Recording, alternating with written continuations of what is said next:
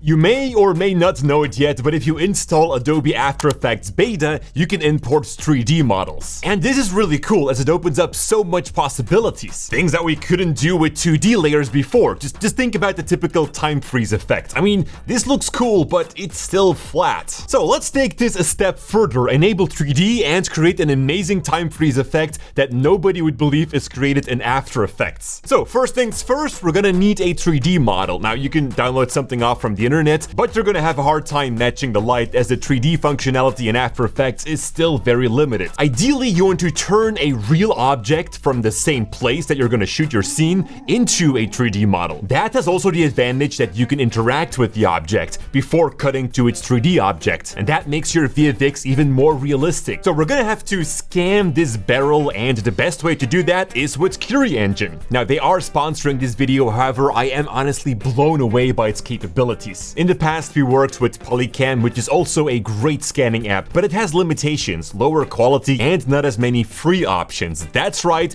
with KIRI, you can export 3 models per week for free. Plus, the app is available for both iOS and Android. Not many 3D scanning apps work with Android, and the ones that do are just bad. KIRI is the best 3D scanning app for Android, period. So everyone can follow along with this tutorial no matter what phone or budget you have. Now let's get scanning. I'm actually going to use my Android device. You want to take a bunch of photos from the barrel. Now do make sure to place it in the shadow so that the lighting is as flat as possible. If the sun is out, we can bring that back in After Effects later on. Now if you have the Pro subscription, you can upload photos from your phone or even use the web app and upload pictures taken with an SLR for the highest possible quality. But for now, we'll just take photos from within the app. And we can either do that manually or enable the video function, which is automatically going to take pictures as you move around the object. Currently, the picture mode is set to automatic, which in most cases is gonna be perfect. With Pro, you do have the option to change the exposure manually. So then you just hit record and start walking slowly around the object. Walk around it from different heights to give KIRI engine a good idea of the perspective of the object. Now, what I absolutely love about this scanning app is that you can also move the object itself while scanning. So if I want to scan the bottom of the barrel, I can just flip it over.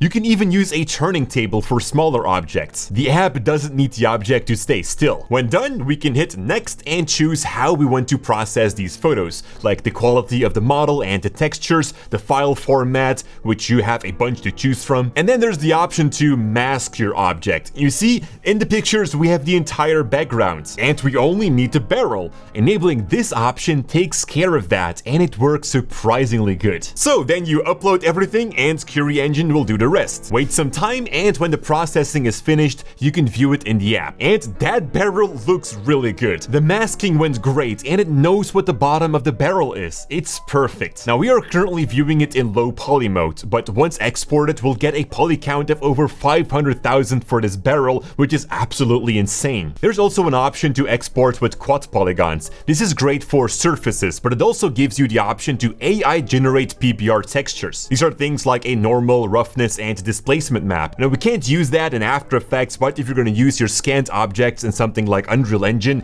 you can take a lot of advantages from this. So I guess you guys understand why I'm so excited about this app now. It can do everything we need. Alright, let's hop into Adobe After Effects now. Make sure that you got the beta installed. Now the first thing you want to do is import the clip and the 3D model. And we're going to start off with the 3D camera tracking on the clip itself. Once that is done, choose a point where you want the barrel to be. Right click and choose Set Ground Plane and Origin. I also like to create a solid and new camera on that point as a reference. We can then go ahead and drag the 3D barrel into the comp. You can copy and paste the position properties of that solid to get your barrel on the exact same position in the 3D space. Now don't worry if it slides a bit over the floor, we're gonna make the barrel float, so that won't be noticeable anyways. So since we have a 3D model, we can now rotate it around, which is pretty cool for After Effects. The lighting on the barrel matches because we scanned it in the same location. However, when rotating it, the lighting suddenly doesn't match anymore.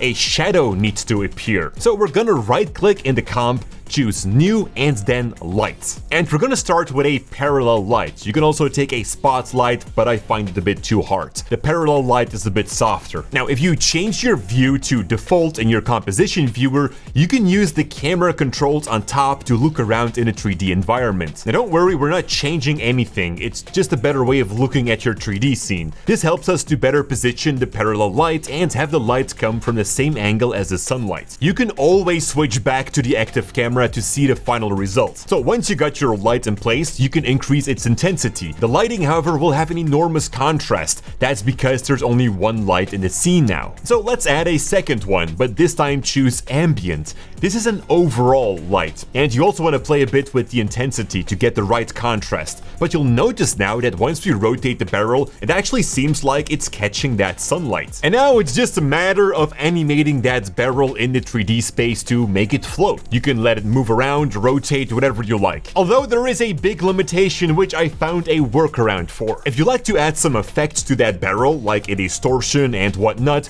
you'll notice that it's not possible because it's a 3D layer. But fear not, here is the workaround. Select your light, the camera, and the barrel. Then right-click and choose Pre-Compose. That pre-comp now is a 2D layer, so that means we can add some fun effects to it, like a turbulent displace, and have it morph, or even a displacement map, which makes it kind of like disintegrate. Add some red glow on that, and you got some crazy 3D effects that nobody is gonna believe you ever created in Adobe After Effects. So this morning I found out that I got superpowers. I'm really excited about this because I'm going to try today to lift up a barrel using my mind. It's going to be cool.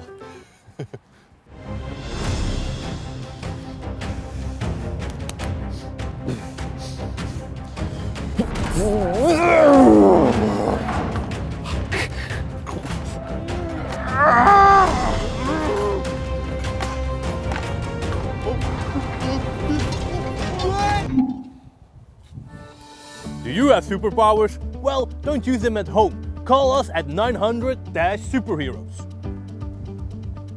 We are here to help you.